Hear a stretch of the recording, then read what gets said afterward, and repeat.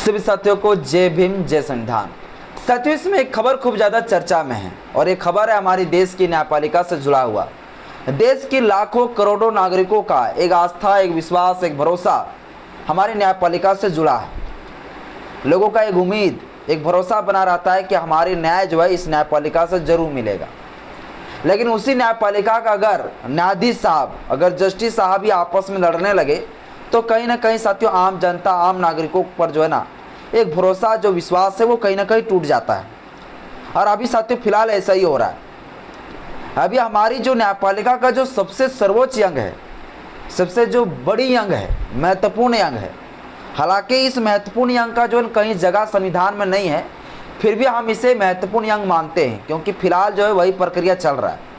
अभी साथियों कॉलेजियम के ही जो 5 जस्टिस है, उसी 5 जस्टिसों में आपस में जो है भिड़ंत हो गया, आपस में लड़ाई चल रहा है। किस चीज़ को लेकर लड़ाई चल रहा है, सबको साथियों आज के इस वीडियो में हम आपको बताएंगे। कॉलेजियम कैसे काम करता है, क्या कॉलेजियम को ख़त्म करने के लिए सरकार कभी कोई कदम उठाया था या नहीं उठाया था, और जब उठाए थे तो फिर जो है उस सिस्टम को, उस कानून को फिर से लागू क्यों नहीं होने दिया। सुप्रीम कोर्ट ने वैसे मामले पर उस कानून पर क्या कुछ जजमेंट दिया, सब कुछ साथियों आज के इस वीडियो में बताऊंगा। क्योंकि कॉलेजियम जो सिस्टम है, उस कॉलेजियम सिस्टम को बेंड करने के लिए 2014 में जो है कानून बन चुका था, लेकिन उस चीज़ को जो है 2015 में हमारी जो देश की जो सुप्रीम कोर्ट, उस सुप्रीम कोर्ट ने जो है उसे असंवैधानिक बताते हुए जो है खारिज कर दिया और उस कानून को लागू होने नहीं दिया।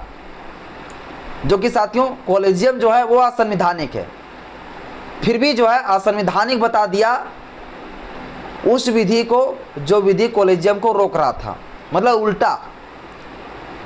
बस साथियों सब कुछ आज के इस वीडियो में आपको बताएंगे।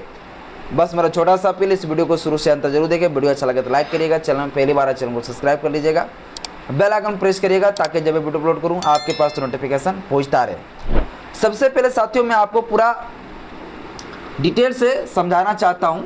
हमारी जो सुप्रीम कोर्ट है, उस सुप्रीम कोर्ट में साथियों जो कुल जजों की जो संख्या होती है वो साथियों कितना होता है, पहले ये जान लीजिए। तो सुप्रीम कोर्ट में कुल जजों की जो संख्या होती है वो होता है 34। कितना होता है? 34। जजों की संख्या कितना होता है? 34 होते हैं। और ये जो 34 जस्टिस होते हैं, 34 जस्टिस होते हैं, उसी जस्टिसों में से जो है जो प्रमुख जस्टिस होते हैं वो जस्टिस लोग जो है कॉलेजियम में आते हैं। खैर वो चीज़ हम आगे बताएंगे, समझिए। तो 34 जस्टिस होते हैं कुल सुप्रीम कोर्ट में, लेकिन अभी वर्तमान समय में कितना जस्टिस है? 32। तो 2 जो जस्टिस है वो 2 जस्टिस का सीट अभी सुप्रीम कोर्ट में खाली है। 34 जस्टिस पूरे थे, लेकिन 2 महिला जस्टिस जो है निकल गए। इसके बाद 32 जस्टिस बचे। तो वर्तमान समय में साथियों जो 32 जस्टिस है, उस 32 जस्टिस में मात्र एक ही जस्टिस जो है वो लेडीज जस्टिस है। मात्र एक ही जो है लेडीज जस्टिस है। फीमेल जो जस्टिस है मात्र एक ही है, जो कि 3 थे, 2 महिला जस्टिस ही निकला। तो एक जो है महिला जस्टिस है, और वो भी एक महिला जो जस्टिस है वो कॉलेजियम का हिस्सा में है। तो कॉलेजियम में जो है 5 जस्टिस होते हैं, उसमें जो है वो जस्टिस शामिल है। तो आप समझिए, अब ये जो 32 जो अभी जस्टिस है, यहाँ पर 34 जस्टिस करना जरूरी है। अब इसके लिए जस्टिस का नियुक्ति कराना जरूरी है। तो जस्टिस का नियुक्ति कौन कराते हैं? तो जस्टिस का नियुक्ति कराता है कॉलेजियम। आप लोग जानते हैं कॉलेजियम के द्वारा जो है जस्टिस का नियुक्ति कराए जाते हैं। तो कॉलेजियम के द्वारा जब जस्टिसों का नियुक्ति कराए जाते हैं, आप देखिए इधर 32 जस्टिस है और यहाँ पर चाहिए 34 जस्टिस, मतलब कितना जस्टिस घट रहा है? 2 जस्टिस।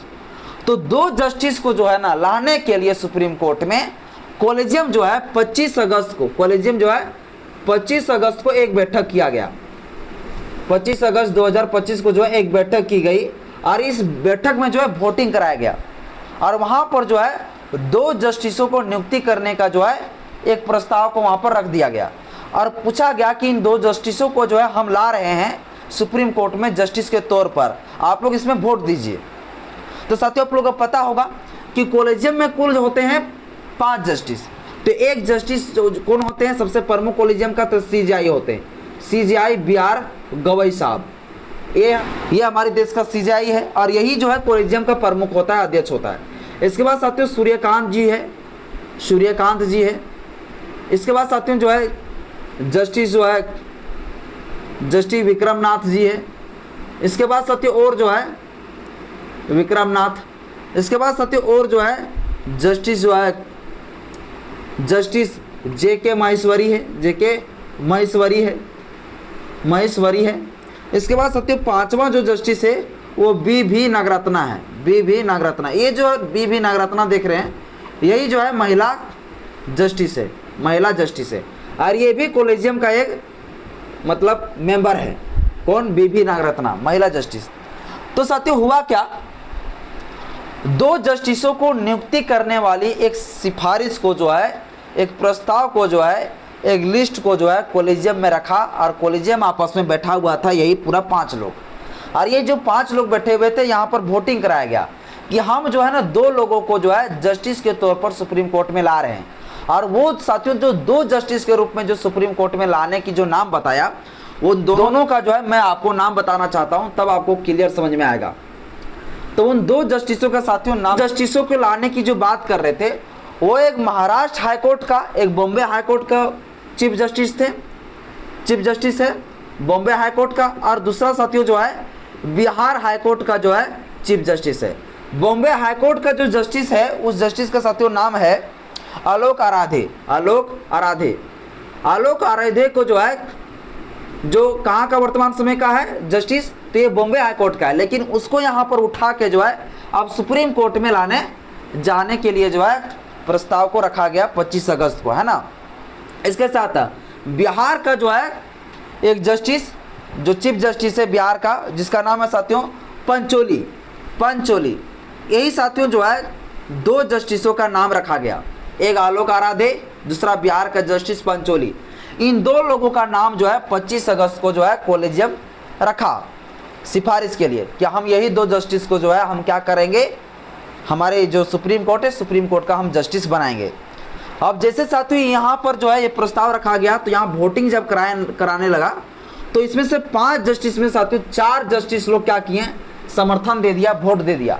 लेकिन एक जस्टिस साहिबा जो है, एक जस्टिस साहिबा जिसका नाम है BV नागरत्ना, एक जस्टिस साहिबा जो है वोट नहीं दिया, यानी कि 4:1 बहुमत में साथियों मेजोरिटी में जो है ये सिफारिश पूरी तरीके से पास हो गया। और जैसे ही साथियों जो है BV नागरत्ना जी इसका विरोध किया, किसका विरोध किया, तो आलोक आराधे का विरोध नहीं किया बल्कि पंचोली जी का विरोध किया। बोला पंचोली जी को जो है ना सुप्रीम कोर्ट में जस्टिस के तौर पर नहीं लाना चाहिए। किसका कहना था? BV नागरत्ना जी का। क्यों कहना था इसका? इसलिए कहना था क्योंकि साथियों जो है BV जो नागरत्ना है, इनका कहना था सुप्रीम कोर्ट में जस्टिसों की संख्या है उसमें से मात्र एक ही जो है लेडीज जस्टिस, वो हम हैं, और भी जो है लेडीज जस्टिस हमारी सुप्रीम कोर्ट में क्यों नहीं आना चाहिए। एक साथियों तर्क ये दिया। इसके साथ दूसरा तर्क ये दिया कि जो आप ला रहे हैं पंचोली जी का, इस पंचोली जी को आप अवैध तरीके से, गलत तरीके से क्यों ला रहे हैं। आप बोलेंगे गलत तरीके से क्या, तो गलत तरीके से साथियों इस प्रकार से जो है BV नागरत्ना जी बताई कि देखिए आप लोग को भी मैं समझा देता हूँ। सुप्रीम कोर्ट में जजों की नियुक्ति के लिए जो है ना पहले से ही कुछ एक प्रक्रिया बना के रखा जाता है। प्रक्रिया ये बना के रखा जाता है कि जितने सारे हाईकोर्ट है उस हाईकोर्ट में जो जज है उन जजों में से जो है कौन कौन सा जजों को जो है सीनियर में जो है रखा जाए, और उसका सीनियरिटी का साथियों एक जो होता है पैमाना होता है कि senior number 1, senior number 2, senior number 3, इसी प्रकार से जो है पैमाना बना रहता है। और उसी के अकॉर्डिंग से जो है, उसी के अकॉर्डिंग जो है सुप्रीम कोर्ट में जज को नियुक्ति कराए जाते हैं। तो हुआ क्या था, ये जो पंचोली साहब है, इस पंचोली साहब का जो लिस्ट था उस सीनियरिटी में, उस सीनियरिटी में 57 नंबर में था, और 57 नंबर से पहले जो है 2 जस्टिस जो थी वो महिला जस्टिस का जो है नाम था। अब उस महिला जस्टिस 2 लोगों को जो है लाना चाहिए सुप्रीम कोर्ट में, उनको ना लाकर जो है पंचोली जी को ले आया। इसीलिए साथियों क्या हो गया, इसका विरोध हो गया। और ये जब विरोध हुआ तो एक संगठन है, एक NGO है जुडिशरी के मामले से जुड़ा हुआ, जिस साथियों संगठन का जो नाम है, जिस NGO का नाम है CGAR कहते हैं हम लोग शॉर्ट में, इसको फुल फॉर्म कहते हैं campaign for judiciary accountability and the reforms. ये साथियों एक जो NGO है, इस NGO ने भी इसका जो है विरोध कर दिया कि आप जो इस प्रकार से गुमशुदा वाला काम मत करिए, आप जो है पारदर्शी रखिए, जब सीनियरिटी के लिस्ट में जो है 57 नंबर में ये पंचोली जी आते हैं, तो फिर आप जो है इस प्रकार से जो है आप जो पंचोली जी है, इस पंचोली जी को आप जस्टिस के तौर पर क्यों ला रहे हैं? तो ये साथियों जो है ना एक विवाद यहाँ पर जो है उस एनजीओ ने भी जो है बीबी नागरत्ना जी का जो है सपोर्ट कर दिया, समर्थन कर दिया। और साथ ही साथ तीसरा तर्क ये भी है जो सीजीआर ने कहा कि देखिए गुजरात से ऑलरेडी जो है 3-4 जस्टिस जो है सुप्रीम कोर्ट में है, आप फिर जो है गुजरात से ही उस जस्टिस को क्यों ला रहा है? देखिए ये पंचोली साहब जज है भैया बिहार हाई कोर्ट का, लेकिन उसका घर कहाँ है? गुजरात का। तो वही कहना है कि गुजरात से ऑलरेडी जो 3-4 जो है ना जस्टिस के तौर पर आ चुके सुप्रीम कोर्ट में, अब फिर गुजरात से ही आप क्यों भर रहे हैं इतना लोगों को? दूसरे जगह पर लोगों का मौका दीजिए। और जो बीबी नागरत्ना जी है उनका कहना है कि महिलाओं को जगह दीजिए, महिला सिर्फ हम ही एक जस्टिस बचे हैं और भी है नहीं। तो इस प्रकार से साथियों अभी जो हमारे देश की न्यायपालिका में विवाद चल रहा है। अब साथियों मैं आपको बता दूं जिसको लेकर अभी विवाद हो रहा है, जिसका सबसे बड़ा मेन जड़ है कॉलेजियम, उस कॉलेजियम का साथियों कहीं भी जो संविधान में जगह नहीं। कॉलेजियम जो आया है वो 1981 के सुप्रीम कोर्ट के एक जजमेंट, 1993 का एक सुप्रीम कोर्ट का जजमेंट और 1998 का सुप्रीम कोर्ट का जजमेंट के बाद जो है कॉलेजियम आया है।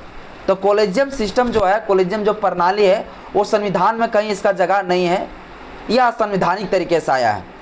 तो इस साथियों कॉलेजियम को जो है ना, इस कॉलेजियम को जो है हटाने के लिए जो है ना हमारी जो भारत सरकार है, उस भारत सरकार के द्वारा साथियों कानून भी बनाया गया, एक प्रस्ताव भी जो है हमारी लोकसभा से और राज्यसभा से पास किया गया। और उस प्रस्ताव को जो है उस समय का जो राष्ट्रपति थे प्रणब मुखर्जी जी, उनके द्वारा जो है उस प्रस्ताव को मंजूरी भी दे दिया गया है ना, में जो है एक कानून भी बनाया गया। और उस कानून का साथियों नाम था NGAC, जिसको साथियों फुल फॉर्म आप कह सकते हैं नेशनल जुडिशरी अपॉइंटमेंट कमीशन। यह साथियों एक प्रस्ताव था, जो प्रस्ताव हमारी देश की जो संसद है, संसद का लोकसभा और राज्यसभा से पास हो गया। और राष्ट्रपति जो थे उस समय का हस्ताक्षर भी कर दिए गए कि भैया अब जो है ना कॉलेजियम के द्वारा जो है जजों का नियुक्ति नहीं होगा, यानी कि कॉलेजियम को बैंड करने वाली जो है ये कानून बन गया था। लेकिन सुप्रीम कोर्ट ने क्या किया 2015 में जो है इस पर सुनवाई किया। NGAC जो कानून था इसके ऊपर सुनवाई किया और सुनवाई में कहा कि भैया NGAC जो है ये एक प्रकार का असंवैधानिक है, जो कि साथियों असंवैधानिक क्या है? कॉलेजियम है, लेकिन असंवैधानिक किसको बता दिया? NGAC बोला ये एक प्रकार का असंवैधानिक है। और असंवैधानिक बताते समय साथियों सुप्रीम कोर्ट ने कहा था कि सुप्रीम कोर्ट का एक अपना अलग पावर है, अपना एक शक्ति दिया गया है और उस चीज़ में जो है ना संसद को जो हस्तक्षेप नहीं कर सकता है। ये साथियों सुप्रीम कोर्ट के जस्टिस के द्वारा कहते हुए जो है ये जो NGAC था इसको पूरी तरीके से ख़त्म कर दिया, तब जाके जो है ये कानून पूरी लागू नहीं हो पाया, वरना कॉलेजियम कभी ख़त्म हो गया होता। अब कॉलेजियम के बारे में साथियों कहीं प्रोविजन तो था नहीं संविधान में, लेकिन फिर भी आज कॉलेजियम क्या करता है? जजों का नियुक्ति करता है, ट्रांसफर करता है, जजों का जो प्रमोशन करता है, ये सारा काम जो कौन करता है? कॉलेजियम करता है, जिसका जगह कहीं भी हमारे संविधान में नहीं। संविधान का जब आर्टिकल पढ़ेंगे 124 का क्लोज 2, तो इसके तहत सुप्रीम कोर्ट के जजों का नियुक्ति के संबंधित प्रोविजन किया गया है। जो सुप्रीम कोर्ट के जजों का नियुक्ति कौन करेंगे? राष्ट्रपति करेंगे। जब आप भारत के संविधान का आर्टिकल 217 पढ़ेंगे तो इस आर्टिकल के तहत जो है हाईकोर्ट के जजों का नियुक्ति से संबंधित प्रोविजन किया गया है। हाईकोर्ट का जजों का नियुक्ति कौन करेंगे? तो राष्ट्रपति ही करेंगे। ये सारे प्रोविजन किया गया है। लेकिन अभी क्या कर रहा है? सबसे सर्वोच्च बन गया है सुप्रीम कोर्ट का कॉलेजियम, वो जिसको चाहेगा वही जज बनेगा। खाली भैया लॉलीपॉप देने भर जो है ना खाली राष्ट्रपति को बुला लेंगे और बोल देंगे भैया ये आप दिला दीजिए शपथ, बस। अकर से ज़्यादा रोल नहीं है राष्ट्रपति का अब। तो असंवैधानिक जैसा जो है सुप्रीम कोर्ट ने किया, कॉलेजियम लाया, बिना परीक्षा, बिना रिटर्न एग्जाम, बिना इंटरव्यू का जो है जज बन रहे हैं, कोई दिक्कत नहीं। कुल मिलाकर साथियों जो कॉलेजियम है ना वो बहुत ही बेकार है। कॉलेजियम पर जो सवाल उठ रहा है बिल्कुल सही उठा रहा है, कॉलेजियम को ख़त्म करना चाहिए। इस पर आप क्या सोचते हैं मुझे कमेंट बॉक्स से अपना राय जरूर बताइएगा। जय भीम, जय संविधान, जय विज्ञान, जोहार।